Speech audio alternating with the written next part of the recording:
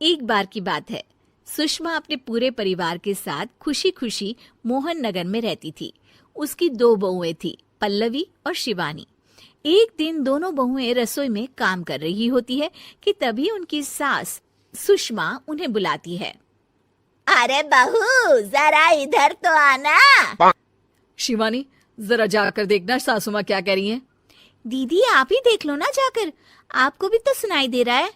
अरे मैं आटा गूंद रही हूँ ना, तुम चली जाओ। हाँ तो मैं भी तो सब्जी काट रही हूँ ना दीदी।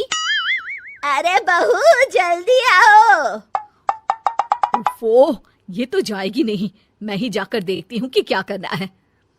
पल्लवी सुषमा के कमरे में जाती है। जी मम्मी जी, क्या हुआ? शाम को घर पर कुछ मेहमान आने वाले हैं, तो तुम अच्छा सा खाना बना लेना बहू। ठीक है मम्मी जी, आप बता दीजिए क्या क्या बनाना है और कितने लोग आ रहे हैं। सुनील की मौसी जी और उनका पूरा परिवार आ रहा है। कुल मिलाकर 3 लोग और हमें मिलाकर हुए 9 लोग। तो अभी से ही तैयारी करना शुरू कर दो। और हाँ, घर की सफाई भी कर देना, हाँ, अच्छे से। जी मम्मी जी, सब काम हो जाएगा, आप चिंता मत कीजिए। पल्लवी शिवानी को घर में मेहमान आने वाले हैं इसके बारे में बताती है। क्या 9 लोगों का खाना बनाना होगा, घर की सफाई करनी है? बाप रे, सासू माँ ने तो हमें घर की नौकरानी ही समझ कर रखा है।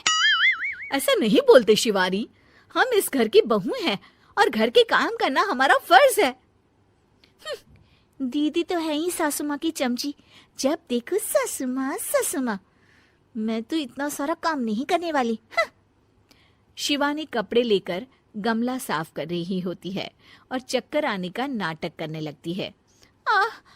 मेरा सर चकरा रहा है। तभी वहां पल्लवी और सासू माँ जाते हैं। अरे बहू, क्या हो गया तुम्हें? मम्मी जी, बहुत तेज सर में दर्द हो रहा है। तुम एक काम करो शिवानी, आराम कर लो। नहीं नहीं दीदी, घर में मेहमान आने वाले हैं, मुझे आपकी मदद करनी चाहिए। अरे कोई बात नहीं शिवानी, तुम आराम कर लो, मैं सब काम कर लूंगी।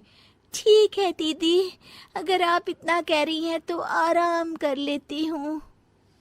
शिवानी आराम से अपने कमरे में मैगजीन पढ़ रही होती है। इसे कहते हैं आराम की जिंदगी। इतना सारा काम। चलो, सारा काम खत्म हो गया, शिवानी को देख आती हूँ। शिवानी अपने कमरे में ईयरफोन में गाने सुनते सुनते सो जाती है और उसके साइड में मैगजीन भी रखी होती है। पल्लवी वहां आ जाती है और वो सब देखती है। ओहो, तो मतलब सब काम चोरी का बहाना था। अभी बताती हूँ इसको। घर का सारा काम मुझे करना पड़ा और ये महारानी यहाँ मैगजीन पढ़ रही है, गाने सुन रही है। पल्लवी रसोई से एक प्लेट और चम्मच लेकर आती है और शिवानी को थाली बजाकर उठाने लगती है। शिवानी अचानक से उठती है। उठ गई महारानी, गाने भी सुन लिए, मैगजीन भी पढ़ ली। तुम तो बहुत बड़ी झूठी निकली शिवानी। तुमने सर दर्द का बहाना बनाया ताकि काम करने से बच सको। हाँ, बनाया बहाना, तो क्या करती, इतने सारे काम करती। मुझे कोई शौक नहीं है चापलूसी का। क्या चापलूसी? तुम्हें लगता है कि मैं सारे काम चापलूसी के लिए कर रही हूँ? नहीं तो क्या। तभी वहां सासू माँ आ जाती हैं। अरे बहू, वो लोग बस आने ही वाले हैं, तुम तैयारियां कर लो। जी सासू माँ, तुझे तो मैं बाद में देखती हूँ।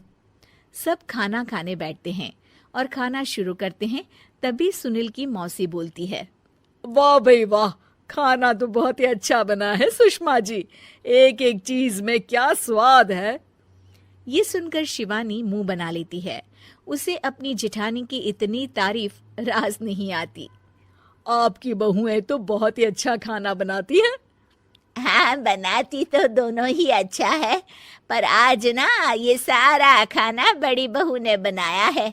छोटी बहू की तबीयत ठीक नहीं थी, सो इसलिए। मानना पड़ेगा सुषमा जी, आपकी बड़ी बहू तो बहुत ही गुणवान है। पल्लवी की तारीफ सुनकर शिवानी को जलन होती है। पल्लवी ये सुनकर खुश हो जाती है और शिवानी की तरफ देखकर उसे चिढ़ाती है। कुछ देर बाद मेहमानों के जाने का वक्त हो जाता है। मौसी जी सबके लिए उपहार लाई होती है। वो सबको शगुन के पैसे देती हैं और अंत में पल्लवी के पास आती है। तुम्हारे लिए शगुन का लिफाफा तो है ही, पर बहू तुम्हें एक और उपहार भी मिलेगा इतना अच्छा खाना बनाने के लिए। मौसी अपने सोने के कंगन निकालकर पल्लवी को पहना देती है। ये लो, ये मेरे मनपसंद कंगन है, अब से ये तुम्हारे हुए। धन्यवाद मौसी जी। ये देखकर शिवानी तो पूरी तरह से जल जाती है और गुस्से से रसोई में चली जाती है।